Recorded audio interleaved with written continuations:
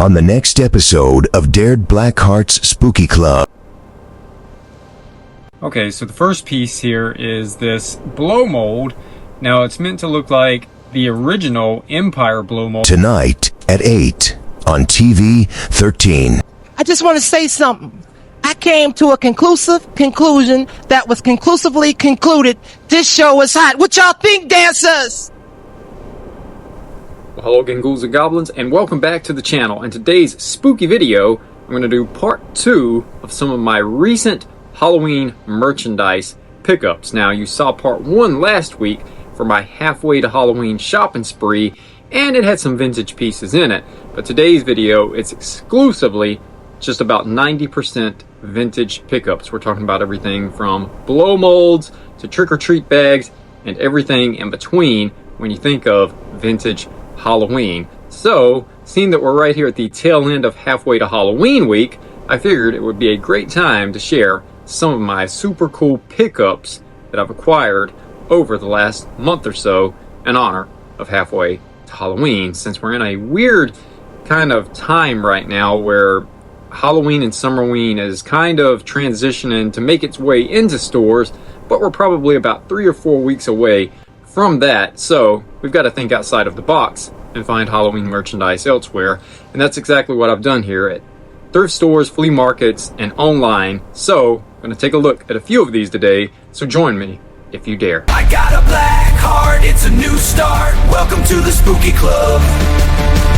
I got a black heart, it's a new start. Welcome to the spooky club. Take that! Join the spooky club.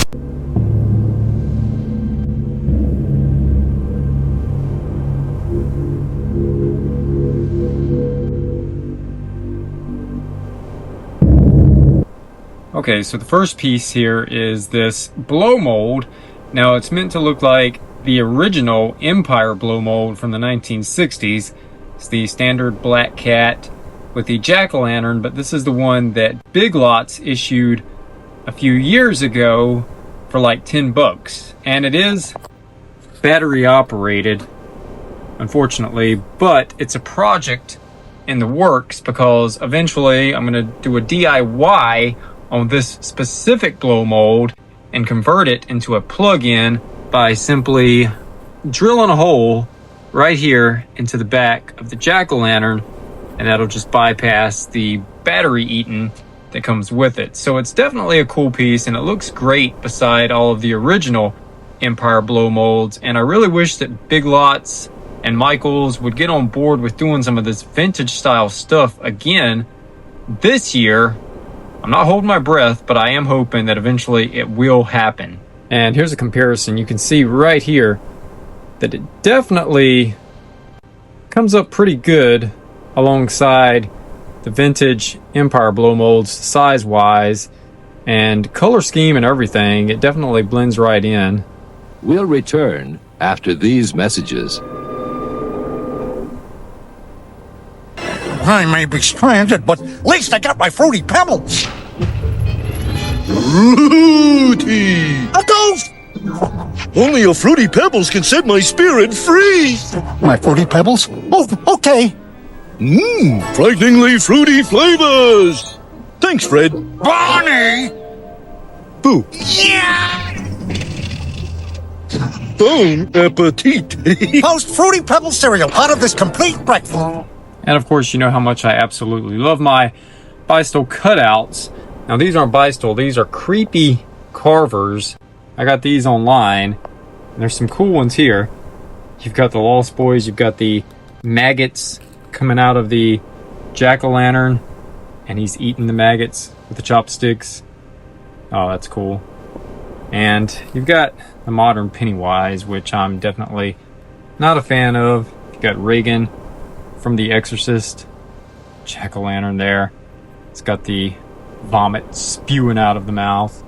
And then you've got Beetlejuice here, carving a jack-o'-lantern with the sandworm coming in and out of there. So you get 4 of these online for about $12. Not bad. They're not really that big. They're kind of palm size, so they're not super huge die cuts, but they are cool pieces regardless. And I absolutely love my die cuts. As you know, I do so many giveaways here on the channel to try to get everybody else as, I guess, in love with them as I am during spooky season and all year long for that fact. I recently filmed Party Makers, the Party City style store.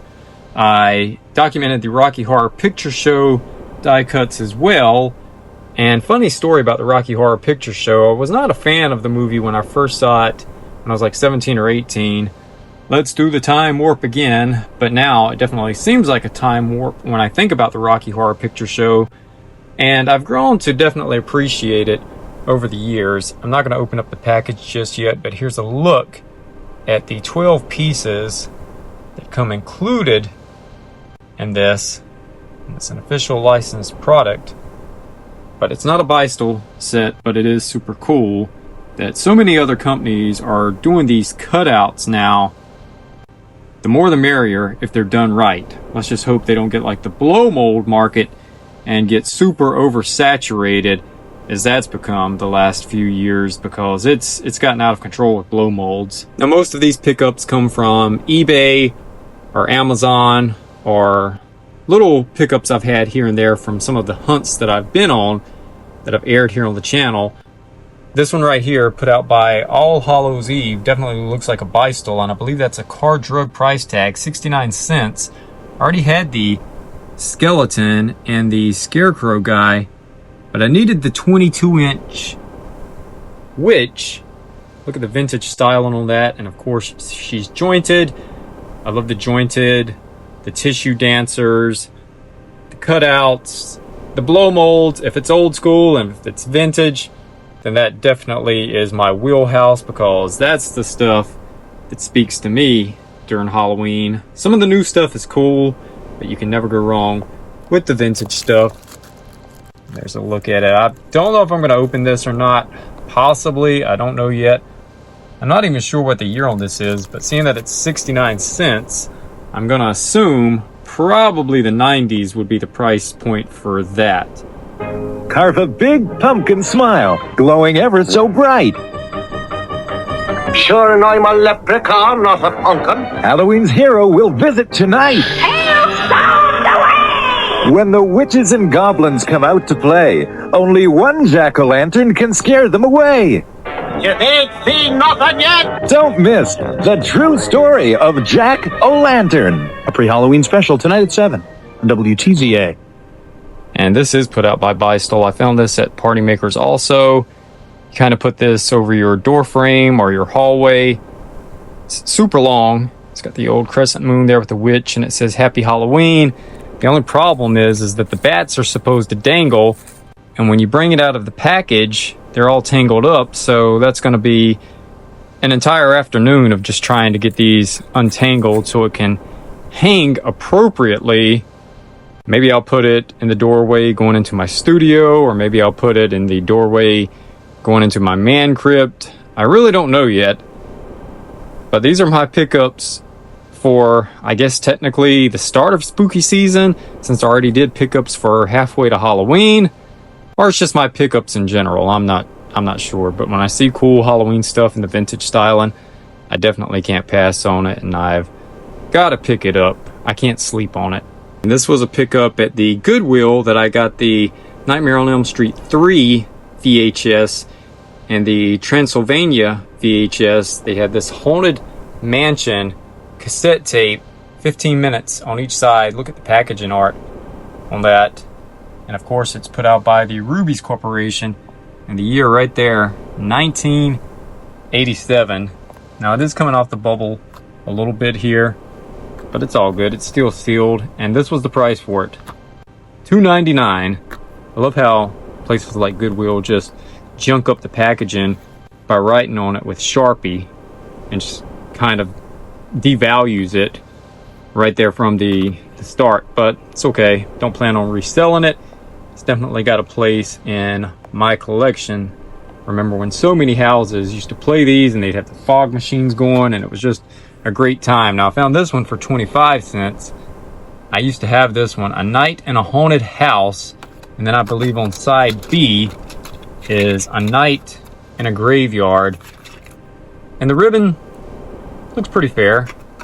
Doesn't have any cover art because obviously it didn't even come in this case. Someone just put it in here. It probably more or less came similar to how this one is, but super cool pickups here for less than $4. A great costume at a price you can afford can be downright frightening. Well, Goodwill's letting the secret out of the bag. Goodwill has tons of new and like-new stuff at a price that won't scare the daylights out of you. And your bargains give good people valuable job training. So forget the toil, forget the trouble. Fly into Goodwill on the double. Goodwill. Saving never felt so good. Guess I'm gonna have to open this up and put this in my car. It's a Don Post Studios air freshener. Don Post Studios, of course, known for the Halloween 3 Silver Shamrock masks. But before they were that, Don Post was the originator of those. It was even featured in the Knight Rider Halloween special. But I really can't imagine how the witch mask is supposed to smell like vanilla scent. Seeing that she's green, shouldn't it be like pine or something more along the lines of evergreen or anything like that? But nonetheless, it's put out by Trick or Treat Studios, and the price was right for it. For $2.99, when I saw this, I was like, wow, definitely have to get this. I'm assuming they probably make the jack-o'-lantern and the skull as well, but all I could find was the witch mask, and this was also at Party Makers.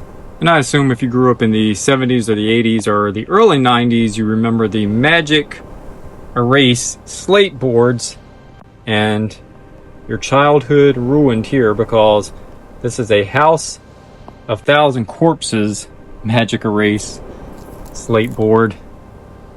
Always used to love these things, and you would just lift up the paper and it would disappear and you could start over. You see Otis up there, Baby, Captain Spaulding, Tiny.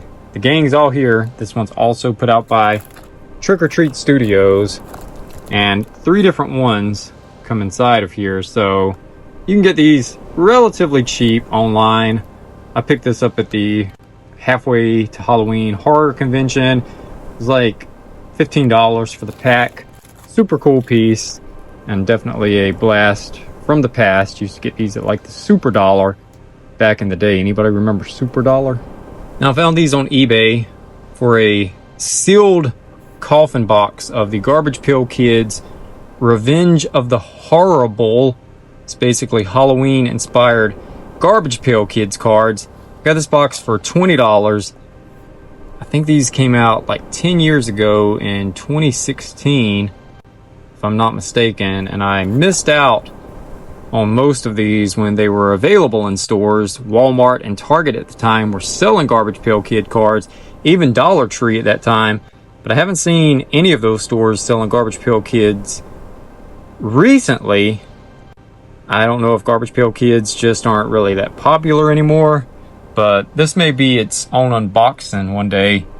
I think that's Wanda the Witch or Wendy the Witch there with the little frog there and the cauldron. Definitely cool here. Would have loved to have gotten something like this in my trick-or-treat bucket back in the day. We'll return after these messages. It's here at Six Flags Great Adventure Fright Fest! It's all new Halloween fun for everyone. With the Warlock's Revenge, take a hayride to the unknown, see shocking shows, the explosive Fright Works, plus lots of heart-pounding rides. Come out this Friday night and all day Saturday and Sunday. The all-new Family Fright Fest at Six Flags Great Adventure. So much fun, it's scary! Get a free ticket when you buy one with coupons from Roy Rogers.